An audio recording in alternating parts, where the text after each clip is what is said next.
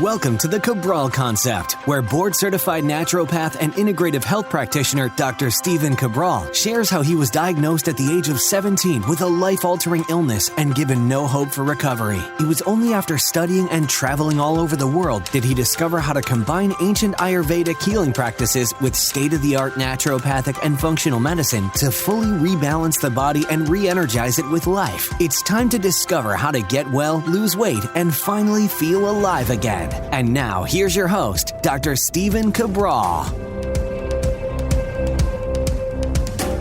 Welcome back, everyone. We're here today with our first Cabral HouseCall of the weekend. Thanks so much, as always, for joining me here on the weekend edition of the shows. Each and every weekend, answering your questions that have come in. Typically, they're about 12 weeks in the queue. So these will come in from just about 3 months ago. Again, we answer them as fast as we can in the order that they come in. Typically about a dozen questions for the weekend, Saturdays and Sundays combined. So every day, feel free to ask your questions at cabralsupportgroup.com. There's 23,000 people and counting now over there. Again, no advertising, just all good people from our community who essentially have the same basic goal: take back control of their health through as many natural means as possible. So ask your question right over there. We'll help you find the podcast that you're looking for. We'll introduce you to products or labs or other people, practitioners that may be able to support you as well. But if you ever want me to ask your question, of course you can. You can just submit it at stevencabral.com/askcabral, stevencabral.com/askcabral. Just do keep in mind, it takes about 12 weeks to get your answer. All right.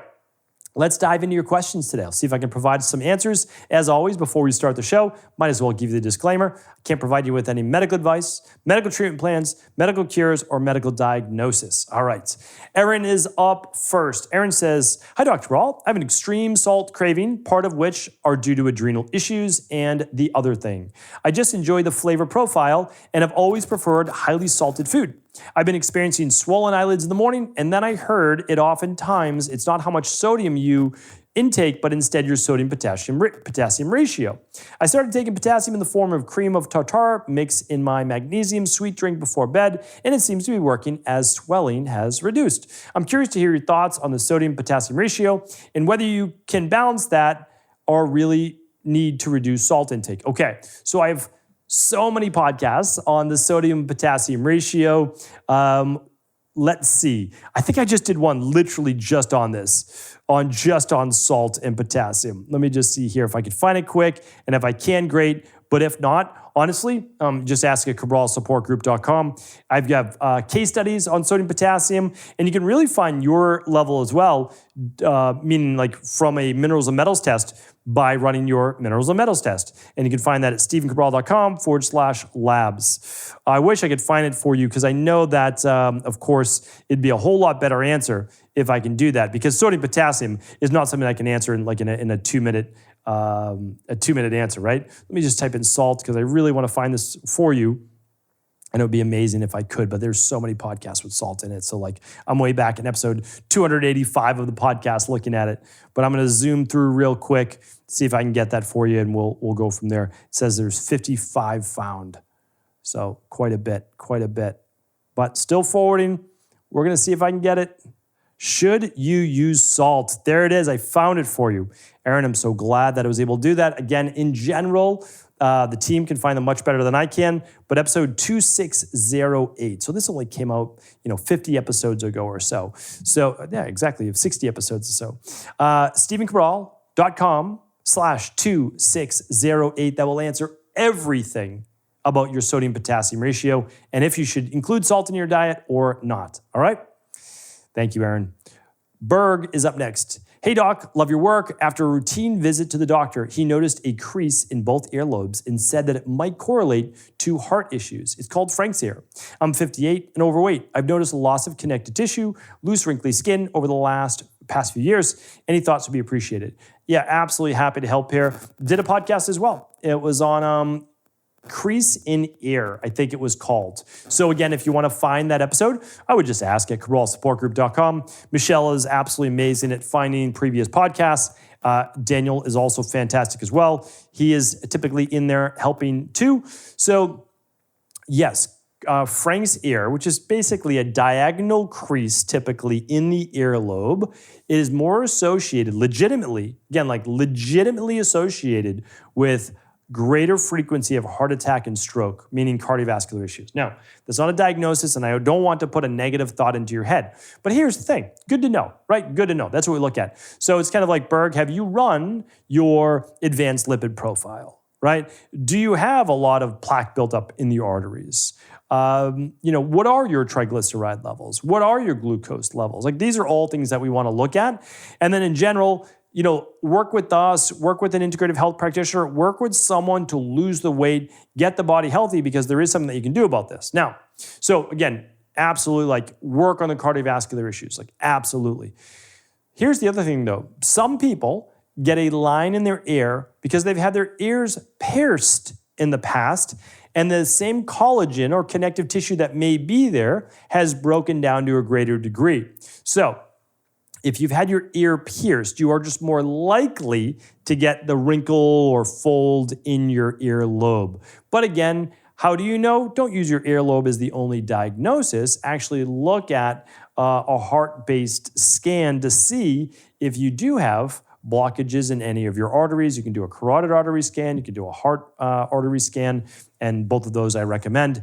I go in depth in those in the High Performance Health course at highperformancehealth.org, but they're also all, I give you all of this too on the podcast too. So I never want you to feel like I'm not trying to, I don't hold anything back in the podcast. That's basically what I'm saying. All right. Thank you, Berg. Maureen is up next. Hi, Dr. Cabral. I'd like to know the benefits of fish oil versus cod liver oil. Cod liver oil has vitamin A and vitamin D. However, you say that EPA to DHA of 2-to-1, at least 2-to-1, is best. Cod liver oil doesn't seem to meet this. When should we pick one over the other or supplement with both? Thank you. Okay. Yeah, I've talked about cod liver oil. Again, all these are searchable at stephencabral.com/podcast, but I'm happy to talk about this now too. So I think cod liver oil is a good product. I actually don't have a huge issue with cod liver oil in small amounts. Fish oil can be used in larger amounts, although I don't recommend larger amounts, even if it's a purified, clean fish oil, just because I believe in keeping things in ratio. I don't think that we need to overboard as an anti-inflammatory just because it has the propensity to be one. So cod liver oil, though, I would actually look at that in a little bit different of a category. Yes, it can boost your omega-3 levels, and it does. No doubt about that, right? Again, I always stand biased. It has vitamin A and vitamin D. It makes it a little bit better for the immune system. However, and to be honest with you, it's not that much vitamin A and not that much vitamin D. It's a better amount of vitamin A than vitamin D, to be honest. It's not that much vitamin D. It's a decent amount of vitamin A. There's some debate whether it's a clean version of vitamin A, because it seems to be a retinal palmitate form of it rather than a beta-carotene form. But that's neither here nor there. And the only issue I have is the oxidation. So if you're going to use cod liver oil, use a smaller amount, meaning use a smaller bottle, the same thing, make sure it's purified, no heavy metals, etc. And then I think you can use it more as an adjunct. Maybe use it more during the winter time than you do during the spring, summer, fall.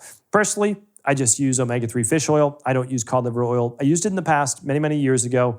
And I think there can be a time and a place, but I get my vitamin D and I get separately from just the Equalite vitamin D, and I get all the vitamin A I need from the food and from my daily nutritional support. So that's how I do it. Again, you are welcome to do what you feel works best for you.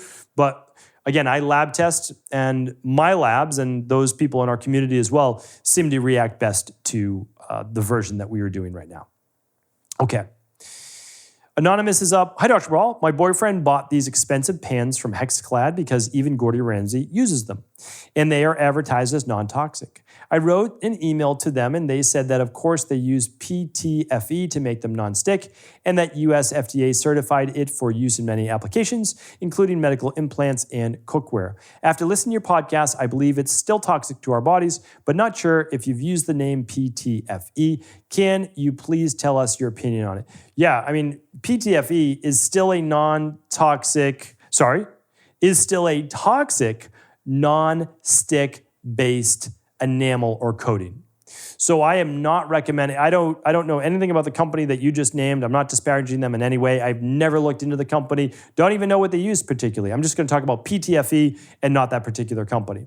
So PTFE for sure, again, here's the thing. Type in PTFE, NIH, toxic. And I bet a study will come up on it because I have done studies on this. So it talks about PTF being a polymer that's used as a nonstick surface, yes, on implants or like joints or cookware or medical devices or whatever. But the issue is that it absolutely off-gases, and there are definitely chemicals present. And over time, those could lead to diseases in the body and potentially even cancer. So anything non-stick is, in my opinion, suspect. Anything non-stick. I'll use glass. I will use stainless steel. I will use copper pans if needed. I will use cast iron. I will use some ceramic. So all of those. But the non-stick surface, when things are marketed as non-stick, you have to be careful because you just say, okay, are we just trading Teflon for some other version of Teflon, right? That's what we need to ask. So you have to be careful using these, especially at high heat and especially with the metal spatula, which can scrape just tiny amounts of that PTFE into your food. And again, over time, toxic. All right, thanks for writing in. Laura's up next. Hello, Dr. Cabral. I went to an Ayurvedic doctor who said I was pitta by looking at my fingers and nails. I am wondering about two things that he said. The moons on the fingernails shouldn't be visible. If they are, there's a problem with corresponding organs. Chocolate, even raw cacao, is poison because there is a scarcity of it in the world, and it would have to be extremely expensive if it was natural. In his opinion, it is made in a lab.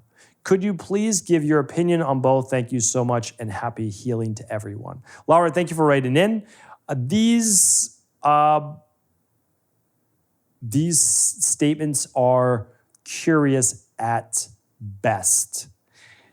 Typically, you want moons, those little half moons on your fingernails, on all of your fingernails. It shows good oxygenation. It shows good capillary flow.